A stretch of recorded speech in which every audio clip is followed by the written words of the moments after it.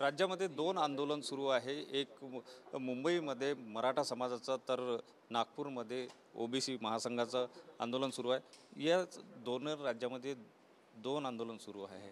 यावर तोडगा काढण्याचा प्रयत्न राज्य सरकारकडून कशा प्रकारे केला जात आहे?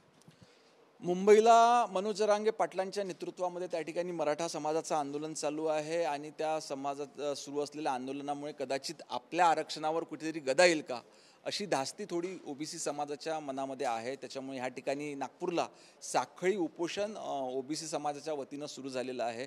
मी पूर्णपणे आश्वस्त करू इच्छितो की आदरणीय मुख्यमंत्री देवेंद्र फडणवीस साहेबांनी, राज्याचे महसूल मंत्री सन्माननीय चंद्रशेखर बावनकुळे साहेबांनी स्पष्ट केलेलं आहे की ओबीसीच्या मूळ आरक्षणाला कुठेही धक्का न लागता त्या ठिकाणी मराठा समाजाला आरक्षण देता येईल का अशी भूमिका सरकारची राहणार आहे। सरकार ओबीसीच्या आरक्षणाला धक्का लागणार नाही असं म्हणतात आहे। दुसरीकडे ओबीसीच्या नेत्यांमध्ये संभ्रम आहे, तर मराठा समाज मोठ्या प्रमाणात मुंबईत उतरलेला आहे रस्त्यावर। अशामध्ये यावर तोडगा काढण्यासाठी नेमकं काय पर्याय?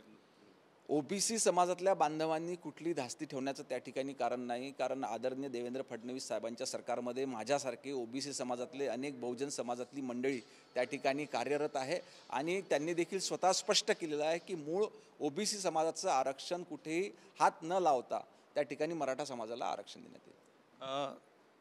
पवार साहेबांनी जे वक्तव्य केलेलं होतं की आरक्षणाचा टक्का वाढवून दिल्यास तो प्रश्न सुटू शकेल, यावर तुम्हाला काय वाटते? आतापर्यंत स्वतः पवार साहेब देखील अनेक वर्ष सत्तेमध्ये होते, पदावर होते, त्यावेळेस त्यांनी समाजाकरता काही केलेलं नाही आहे आणि आता जेव्हा लोकांचा पूर्णपणे त्यांच्यावरून विश्वास उडालेला आहे तर त्याच्यामध्ये सरकारच्या बाहेर राहून ते सल्ला देण्याचं काम त्या ठिकाणी करत असतात की जे वस्तुस्थितीला धरून नाही आहे। स्थानिक स्वराज्य संस्थांच्या निवडणुका येत आहे म्हणून हे आंदोलन कुठेतरी अशी देखील अनेक लोकांना त्या ठिकाणी शंका निर्माण होते की येणाऱ्या काळामध्ये स्थानिक स्वराज्य संस्था किमान आपल्या हातात लागाव्या, कारण आपण बघितलं की आत्ता विधानसभेच्या निवडणुका झाल्या आणि या महाराष्ट्रातल्या जनतेनं एकमतानं त्या ठिकाणी महायुती सरकारला निवडून दिलेलं आहे। किमान येणाऱ्या स्थानिक स्वराज्य संस्थांच्या निवडणुकीमध्ये आपल्याला काही त्या ठिकाणी यश मिळावं याच्याकरता उद्धवजी ठाकरे, शरद पवार साहेब अशा पद्धतीचा केविलवाना प्रयत्न त्या ठिकाणी करण्याचा प्रयत्न करतात। तुम्ही एक वक्तव्य केलं की या आंदोलनामागे किंवा याला रसद पुरवणारे कोण, याबद्दल आम्हाला माहिती आहे, आमच्या नेतृत्वाला माहिती आहे, कोण आहेत हे जे रसद पुरवतात आहे याच्याबद्दल आमचं नेतृत्व योग्य वेळेस योग्य माहिती देईल। केव्हापर्यंत, म्हणजे ही माहिती केव्हापर्यंत पाहिजे? योग्य वेळेस योग्य माहिती मिळेल। नक्कीच योग्य वेळी योग्य माहिती बाहेर येईल असं गृह राज्यमंत्री पंकज भोयर यांनी स्पष्ट केलं आहे। कॅमेरामन साईसह सुनील ढगे, TV9 मराठी, नागपूर।